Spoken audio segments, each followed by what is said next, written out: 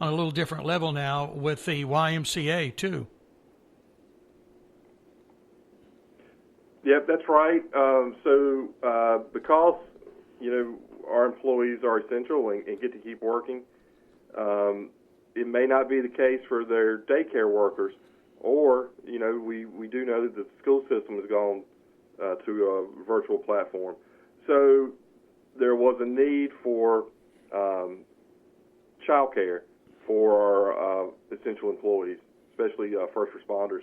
So we have partnered with the Y. They've made available some space for government worker children to be available, but we also have offered up our facilities.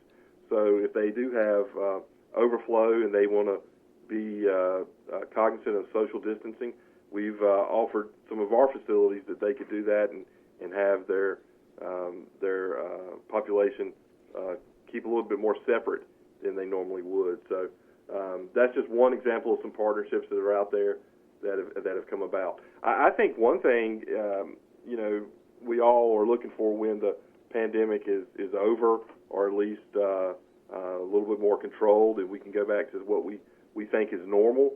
But I think we've learned some lessons. I know that I feel like some of our Zoom meetings have been more efficient than our in-person meetings.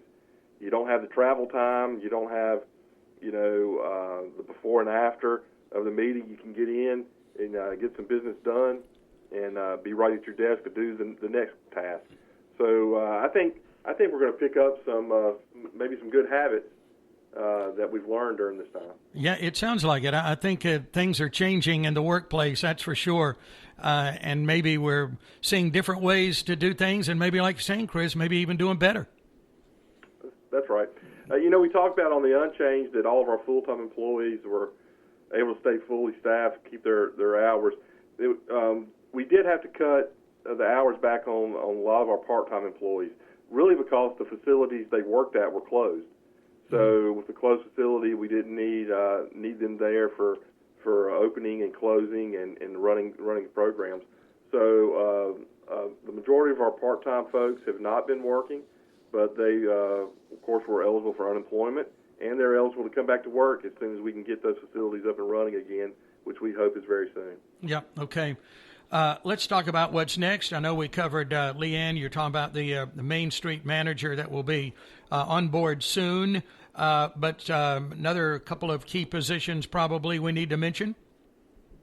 Yep, we are anticipating at least 2 retirements in the police department before the end of the year, and at least 1 retirement in the fire department. We also heard late yesterday that another one of our full-time firefighters is moving to a different position, so we will have some positions available in police and fire.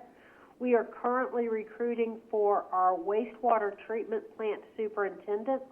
We have a very well-qualified employee functioning in an interim role in that position right now, but that position is posted currently and is open, I think, for another 2.5 weeks. We still have vacancies available in our streets, and I think it's our sewer collection division, another division in public works. Mm-hmm. Those positions are entry level. You don't necessarily need to have any experience, just a strong work ethic and a willingness to be part of Team Reidsville and do what needs to be done to get the job done.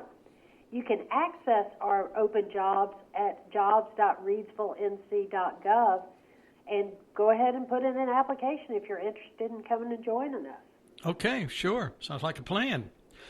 Preston, let me get back to you just a minute because all of municipalities around the county trying to keep a handle on revenue streams and sales tax and occupancy tax and all of that. So how's it looking for Reidsville? What you expected, or a little bit more, a little bit worse? What's the situation? Well, luckily, it goes back to the Team Reidsville concept. So, our hearts go out to businesses that have been impacted and are struggling during COVID-19, and certainly our hearts also go out to those that have been displaced in their employment. But Team Reidsville, in partnerships with Chamber of Commerce, local businesses, and different entities, have really stepped forward, whether it's grants or campaigns to encourage people to continue shopping. Mayor Doniker regularly says one reason to wear a mask beyond just public safety is wearing a mask allows everyone to feel comfortable to continue shopping and supporting our local economy and getting that stronger. Mm-hmm. So with our budgeting process with great employees such as Mr. Phillips and the rest of our management team, we made cuts. Fortunately, the data we have received so far, and understand, local government revenue that comes through the state is usually received approximately a couple months behind the actual physical date.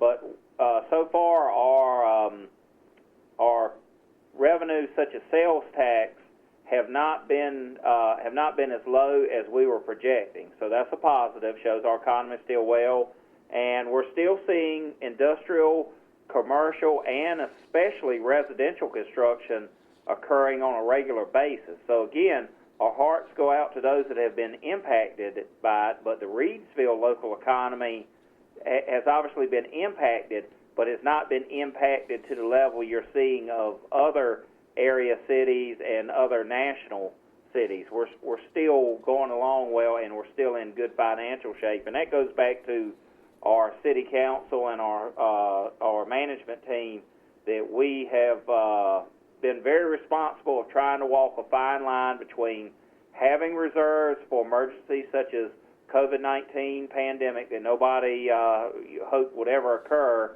but also understanding we don't exist as a government to build up our bank account, to quote Mayor Doniker and Councilmember Festerman from meetings. So we have done a good job achieving that. So far, knock on wood, we are plugging along fairly well from a financial standpoint. Okay, well that's good to hear. Well, you mentioned about the mayor a moment ago and wearing masks, so we really need to remind everyone about the 3 W's, I guess, Preston, and keep that forefront all the time. Yes, sir. Both the 3 W's are passed along both from the federal government and President Trump, and also the state government and Governor Cooper. They remind everyone to be safety conscious. Remember the 3 W's. Wait where you keep at least 6 feet apart. Wear a mask and wash your hands often, whether that is soap and water or hand sanitizer. Mm-hmm. Yeah, okay. Got to keep doing that, folks, for all of us. Well, this has been a very informative program, as always. Any closing thoughts from you, Preston, or Chris, or Leanne? Well, I would like to add, Mike, obviously we want to thank everyone listening today and listening in future as we place this on our website, and I know you do yours as well. But certainly, again, I want to stress our hearts go out to those that are impacted from COVID-19. But today's focus, talking about employment in the time of COVID-19, I think what has been shared today shows Reidsville was a great place to work pre-COVID-19, during COVID-19, and I feel confident that it will remain a great place to work in post-COVID-19. And that applies to both the private sector and the public sector. While we focused on mainly the City of Reidsville organization today, there are numerous jobs in the private sector and public sector located within Reidsville. It's one of the reasons why we are such a commercial market, but also the employment market for our area, and why so many people choose to live here, and our population is growing along with those industrial, commercial, and residential investments that are occurring. So it is important to remember that Reidsville is the place to live, work, and play. A great example on today's conversation, Mike, is we have 3 employees up here. Chris Phillips is actually born and bred here in Reidsville, so we're so fortunate to have him. But Leanne Basinger, she has actually been here coming up on approximately 2 years, and of course I've been here over 5 years, and that just shows how Reidsville is attractive to live, work, and play, both in terms of locals and relocators. Mm-hmm. That's great. Well, there are negatives around us for sure, but lots of positives as we look at the city of Reidsville and good things you folks are doing. That's Team Reidsville, Preston. That's certainly it. We are very much Team Reidsville strong around here. That's exactly right. Okay, thank you, Preston. Thank you, Chris. Thank you, Leanne. Good to have all of you on the program. Continued success, and have a good week. We'll talk again soon. Okay, thank you. Thank you. Thank you.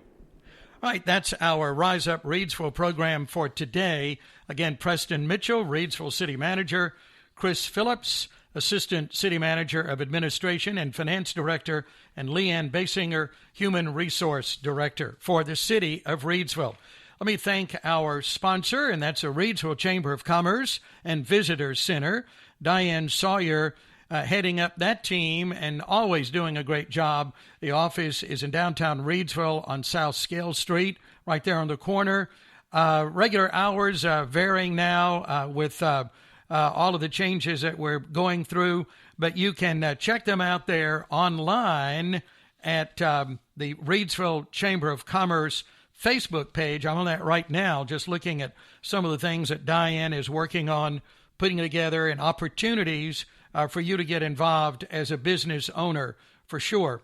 And to keep up to the minute on what's going on with the Reidsville Chamber of Commerce, you can be a part of their text messaging program with special notifications by texting Reidsville to 76626, 76626, or on Facebook at Reidsville Visitor Center. Online, discoverreidsville.com. So lots of ways to access them. And then you may want to check out the ReidsvilleNC.gov website or riseupresreidsville.com, just to mention a few. And I'm Mike Moore. Thank you for listening.